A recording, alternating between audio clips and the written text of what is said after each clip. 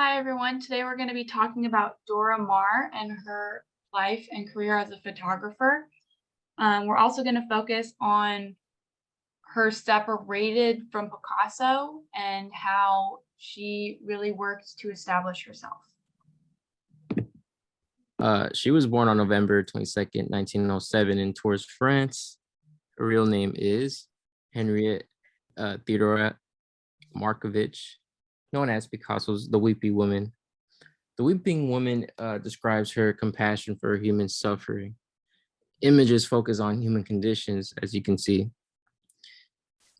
There is this quote, something of an artist by nature, Dora embraced with exuberant piety the surrealist doctrine of behavior, freed from consciousness, restrained, and Bergia's convention.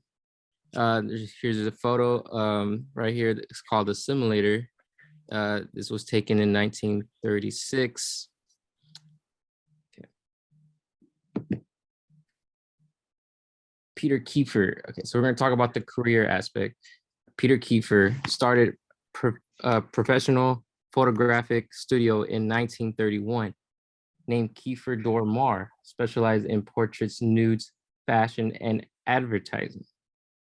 Street photography. 1923, economic crisis, social conditions became really bad in Europe. She took her camera and photographed people, homeless, blind, mother, and children playing. Here on your right, you can see the suffrage of human. You can see the conditions within this picture. As you can see, as an artist, she started as an artist in painting, moved to photography briefly. Maar worked again as a painter later in life. Besides just being a surrealist photographer, Dora Maar also worked with painting and poetry. On the right, we have a couple of her paintings, and then we also have included her poem. Dora Maar used a variety of techniques. One of her techniques she used was called silver gelatin printing. She used silver salts and gelatin to create a negative, smooth, even finished, as shown in this picture.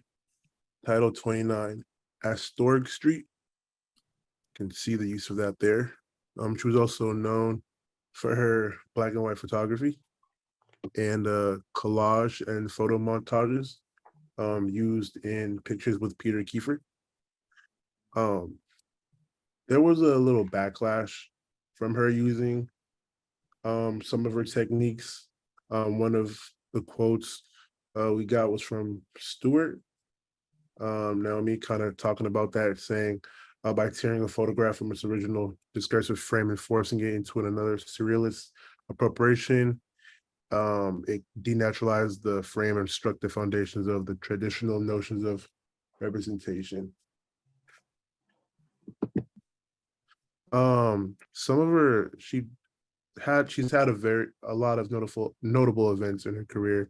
One of them being her being in the Surrealist exhibit in 1993. She was one of the few women included in the show during a time where women really weren't represented that much, especially in that field in surrealism. How she got close to that whole movement due to her and them having similar political ideological perspectives during the time of civil unrest in France. One of the photographs that really cemented her in that surrealist, as a surrealist artist was the portrait of Ubu that she created in 1936. That was displayed at the International Surrealist Exhibition of London. Very iconic picture. Really cemented her reputation. In 1936, that's also when she met Pablo Picasso and they began their relationship. They both helped each other professionally. Definitely had a bunch of highs and lows in their relationship. It led to a breakdown. And she didn't return to painting until the 1980s. During that time, from the 1940s to the 70s. She was experimenting and doing different stuff, and she was mostly into surrealist composition. So what do scholars think of the work of Dora Maar?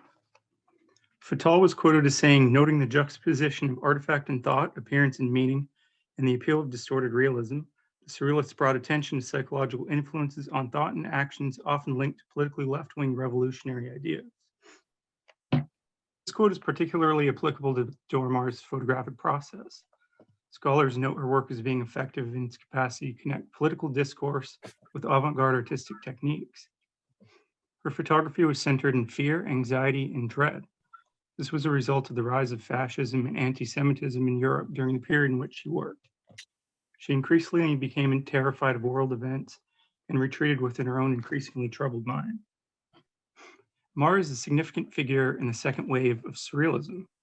Scholars note her ability to harness the philosophical values of the movement in service of a visual program centered in exploration of the unconscious. Through the use of disorienting, impossible photo montages of curving, spiraling spaces, she indicated a descent into the interior recesses of the mind.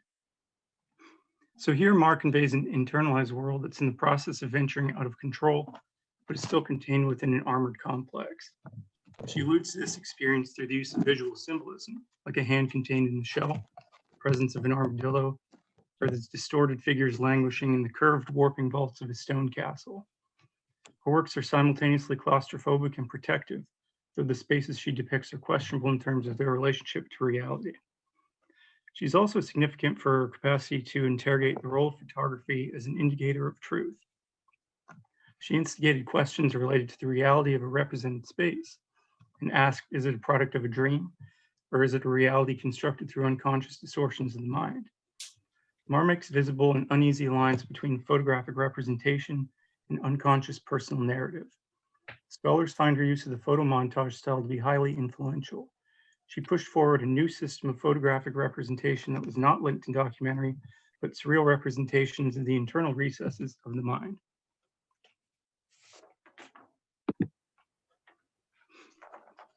Maar was a highly influential figure in photography. She successfully instigated the promotion of a visual paradigm that transmitted the paradoxes of reality.